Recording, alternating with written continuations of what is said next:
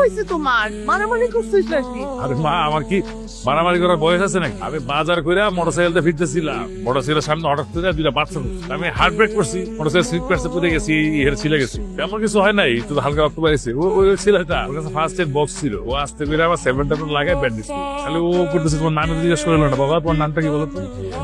আমার নাম আবি। আচ্ছা, এখানে কার বাড়িতে আসছো? আমি ইউনিভার্সিটি একটা কাজে আসছি, রিসার্চ করছি। ও আচ্ছা, তাহলে উৎসব কোথায়? এটা হোটেল খুঁজে নিব। তুমি আমার বাড়িতেই থাকবা, কোনো হোটেল মোটেল না? হ্যাঁ বাবা, আজকে রান্নাটা কেমন হয়েছে? কেন, তুই রান্না করেছিস? না, মা রান্না করছে, কিন্তু আমি মাকে হেল্প করছি। লজিক্যালি আমি রান্না। তাই তো বলি যে খাবার আজকে নতুন ব্র্যান্ড পাচ্ছি কেন, নতুন হাতের রান্না, তাই নতুন ব্র্যান্ড। মাঝে মাঝে রান্না কিন্তু বুঝছিস, কারণ রান্না একটা শিল্প। একটা জানিস তো, যে মেয়ে যত ভালো রাঁধে সে তত গুণ। জাবের, তোমার কাছ থেকে তো একটা কথা জানা হলো না, বাড়িতে কে কে থাকে? আমি আর মা। কি করেন মা তোমার? মা টিচার। বলো। এখানে তো বেন আমার কিছু ছবি তুলে দিতেন। অবশ্যই তুলে দিতে পারবো, কিন্তু আমি একদম ভালো ছবি তুলে দেবো। ওকে, আপনি তুলে দিলেই হবে।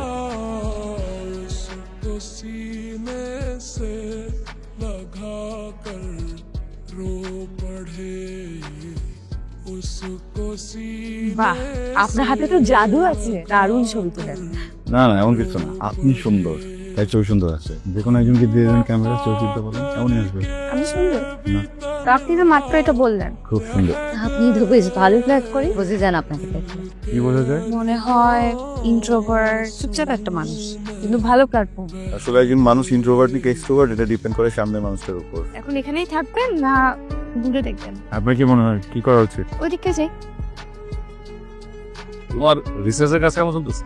ভালো। এই বাড়িছিল নাকি, গ্রাম টাম দেখছো? হ্যাঁ, দেখি আসছো। আচ্ছা, তুমি জানো কি বিষয়ে রিসার্চ করতেছো? আমি এই অঞ্চলের জেলে সম্প্রদায়ের লাইফস্টাইল, ওনাদের জীবনযাপন। খুব ভালো, আমি দোয়া করি তুমি এই কাজে সফল হও। আর তোমার যদি কিছু প্রয়োজন হয়, কোনো অসুবিধা হয়, আমরা জানাবা কিন্তু। হ্যাঁ, আমি সব দেখবো। আর বাসায় যদি তোমার কিছু প্রয়োজন হয়, তোমার আন্টি আছে, তারা জানাবা। আর বাড়ির কোনো সমস্যা কাম কাজ একটু যাই হোক। হ্যাঁ, অবশ্যই।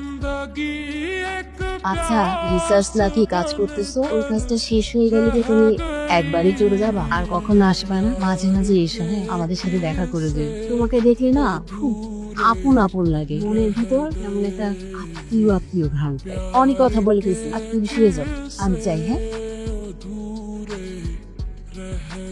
কি করছেন?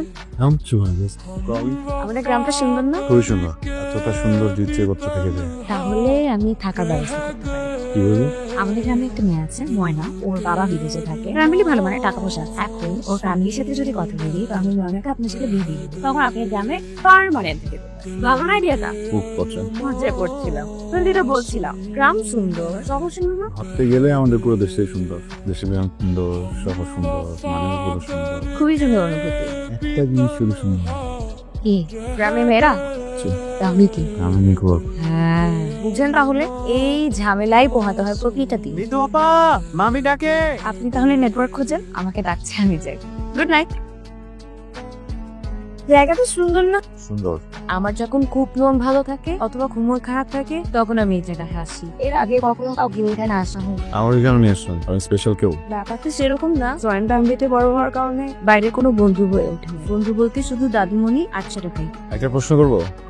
আপনার যখন মন খুব ভালো থাকে তখন আপনি এখানে আসেন, আর যখন মন খারাপ থাকে তখন এখানে আসেন। মন খারাপের কারণ কি? সে কষ্ট দিয়েছে, খুব ভালোবেসে যত্নে। প্রেম ভালোবাসার জন্য যে শুধু মন খারাপ হবে, ব্যাপারটা দিয়ে বিশ্বাস করি না। অনেক কারণে মানুষ মন খারাপ হতে পারে, আর আমার পরিবার এসব পছন্দ, তাই কখনো করাবো না। ভুল কনসেপ্ট। দেখেন, প্রেম যখন আপনার জীবনে আসবে আপনি টেরও পাবেন, আপনার কাছে পারমিশনও নেবে না, হুট করে আপনার হৃদয়ের ভিতরে একটা বাসা রয়েছে। আপনি খুব অদ্ভুত করে কথা বলেন, আপনাকে যত দেখি ততই অভাব। আমাকে বাইরে থেকে যেমন দেখা যায়, আমি ভিতরে মানুষটা এমন না। ভিতরে কিরকম? যতটুকু জানেন অতটুকু থাক, বাকিটা তো ব্যক্তিগত। মানুষ সবচেয়ে বেশি কিসে প্রেম করে জানেন? কিসের? কথা। একটা মানুষের কথা বলার ধরন, শব্দচয়, এগুলো আরেকটা মানুষকে আকৃষ্ট করে। আর আমার মনে হয় আপনি সে ব্যাপারে অনেক দক্ষ। মোটেও দক্ষ না। আবি, ওয়ালাইকুম আসসালাম। কি করতেছ? আমি ওই জাস্ট ফেসবুকের আপডেট গুলো চেক করছিলাম। ফেসবুকটা কেমনে স্যার? আমার একটু শিখাই দাও। বাট হঠাৎ ফেসবুক কেন শিখতে যাচ্ছেন? এমনি। আচ্ছা থাক, বাদ দাও। আপনি কি মন খারাপ? আরে আমার না কেউ বুঝতেছে, আমার কি ভালো লাগে খারাপ লাগে সে জানতেও চায়। এই পৃথিবীর মানব জীবনের ট্র্যাজেডি একটা, কেউ কারো ইচ্ছা মতো বাঁচতে পারে না। সবাই অনিচ্ছা মতো বাঁচে। এর ভিতরে কিছু মানুষ আছেন যারা নিজের ইচ্ছা মতো বাঁচার চেষ্টা করে, তাদেরকে আর বাকি মানুষগুলো কি বলে জানেন? কি বল? পাগল। কি বলছ? জানো আরে আমার একটা বোন ছিল, আমার অনেক ভালোবাসত। আমার বোন ঢাকায় গিয়া পুরো একটা ইউনিভার্সিটিতে পড়াশোনা করতো। ওইখানে আর একটা ছেলের সাথে পরিচয় হয়। আমার পেছনে বিয়ে করে ফেলে। পরে জানতে পারে যে তোর ছেলে পরিবারের সাথে আমাদের পরিবারের পুরো শত্রুতা। কেউ আমার বোনের মাইরা নেয়। আমার আপার পরে দুলাবের সাথে বিদেশে ছিল। একবার জিজ্ঞেস করি, আপনার বোনকে কি শুধু পরিবারের মানুষগুলোই মেনে নেয়নি নাকি আপনি মেনে নিয়েছিলেন তো, তাই না? এ কি কহ, কেন মাইরা নিব না? আমার বোনের অনেক ভালোবাসে। এখনো বাস আমাকে একটা ছেলে হয়েছে, অথচ দেখ খবর লাগে খারাপ। আর আমি এত ভালোবাসি, আমার সন্তান আমি দেখতেও পারি না, কিন্তু তুই আদরও করতে পারি না। আমি আমার ফেসবুকের মধ্যে দেখি ভিডিও করে আমার দেখে না আমার মনে যায় আমি যদি আমার মনে যায় তবে তোর বাচ্চা আচ্ছা, উনার নামটা কি একটু বলবেন? আর আছি। দেখেন আসলে এইভাবে তো খুঁজে পাওয়া ছিল, তারপর আমি আমার মতো একটু চেষ্টা করছি। আরে বইটা আরে কথা বলবি? আচ্ছা আপনি যান, আমি আসতেছি। হ্যাঁ কি মিঠু আছো কেমন? ঢাকায় আমার লয়ে ঘুরতে খুব মজা লাগে। চলো আমরাও ঢাকায় যাই, আমার লগেও ঘুরবা, অসুবিধা আছে? কি রে আমিরা, কি সমস্যা তোর? সমস্যা নাই তো? কি রে কোনো সমস্যা আছে? কষ্ট থাকে ওই ভাই কোনো সমস্যা নাই, ভাবি শুধু শুধু খালি মনে করে সমস্যা। একটা সমস্যা কিন্তু আছে, ভাবিরে কারো লগে দেখবে তো তা না ভিতরে জানি কেমন করে। তবে তোমার কথা কি জানো ভাবি, খুব আরাম লাগে, শান্তি পায়। ছাগলে কিনা বলে আর ছাগলে কিনা। শোন, আমাকে এগুলো কথা বলবি না আমিরা। আর ইলেকশনে এত বাজে ভাবে হারার পরে সরকার বাড়ির কাউকে চেহারা দেখাতে তোর লজ্জা লাগে না? চলো এখান থেকে, চলো।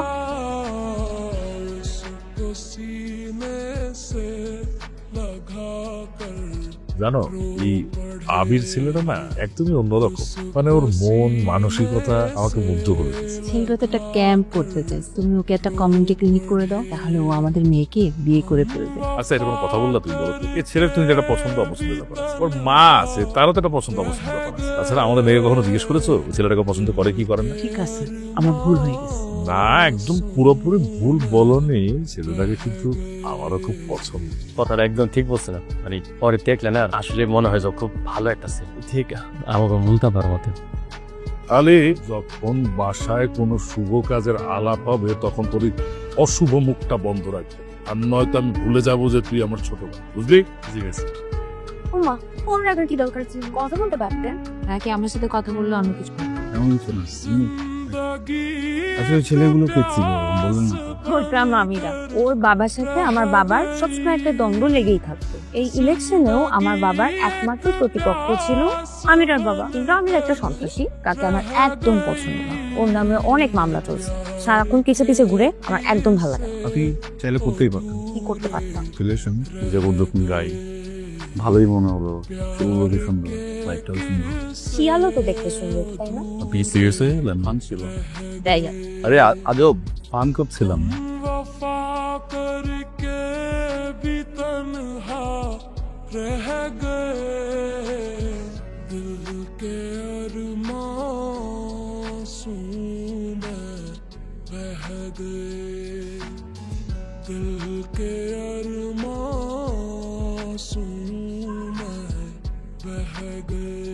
সালামালাইকুম চাচা।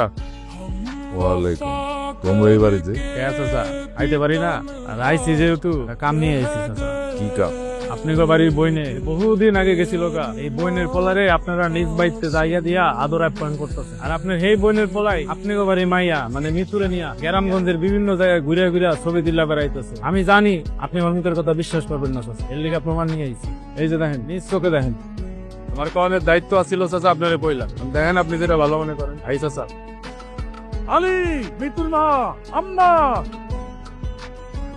কোন সাহসে তুই এই বাড়িতে এসেছিস? কে তোকে এই বাড়িতে আসার সাহস দিয়েছে? তোর মা আজ থেকে 25 বছর আগে এই সরকার বাড়ির মান সম্মান সব তুলোর সাথে মিশিয়ে দিয়ে ওই চৌধুরী বাড়ির পায়ের কাছে নিয়ে পড়েছে। সেদিন থেকে তোর মায়ের এই বাড়িতে ঢোকা নিষেধ হয়েছে, বাড়ির দরজা তোর মায়ের জন্য চিরদিনের জন্য বন্ধ হয়ে গেছে। তোর জন্যই বাগদারা চিরদিনের বন্ধ হয়ে গেছে। তুই সেই 25 বছর পর সেই পুরনো ইতিহাস আবার পুনরাবৃত্তি করতে এসেছিস। বেরো বেরো এদিকে, বের হ। সাইফুল, ওকে একটা জানো সব বের করে দে। আর তোকে একটা কথা বলি মিতু, যদি তুই তোর কুকুর মতো ওই ছেলের হাত ধরে বেরিয়ে যেতে চাস, তোকে আমি কেটে টুকরো টুকরো করে রুটি ফেলাম। ভাইজান ও তো সে মান সম্মানের খেলা।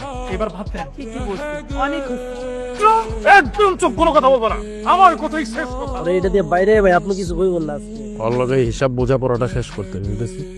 এই যে ভাই কি কেমন দিলাম মিজান সরকারের কাছে?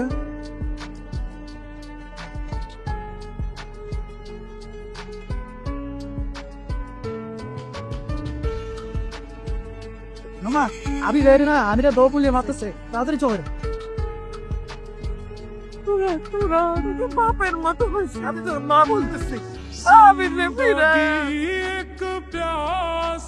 আবির, তোর কি হয়েছে? তোর মাথায় রক্ত, ব্যান্ডেজ, তুই কি মারামারি করেছিস? ওটা কিছু না, স্বাধীনতার জন্য যুদ্ধ করছিলাম। আর ইতিহাস সাক্ষী, স্বাধীনতা অর্জনের জন্য একটু তো রক্ত দিতে হবে, তাই না? মা, I have a big surprise for you. এটা দেখে তুমি কেঁপে যেতে পারো, সো যেখানেই আছো শক্ত করে দাঁড়াও, ওকে? 1 2 3 সারপ্রাইজ! আসসালামু আলাইকুম ভাইজান, কেমন আছো ভাইজান? আমার ফিরে কি এখনো রাগ আছে? ওরে মাফ করে দিও ভাইজান। ক্ষমা কেন, তুই অপরাধ করিসনি, তুই তো সামান্য করেছিস, আমরা তো অনেক বেশি করে ফেলেছি, অনেক বেশি কষ্ট দিয়ে ফেলেছি। তোর ছেলে অনেক বড় হৃদয়, বড় ভালোবাসা দিয়ে সবার কষ্ট দূর করে দিয়েছে। তুই আসবি কবে সেটা বল।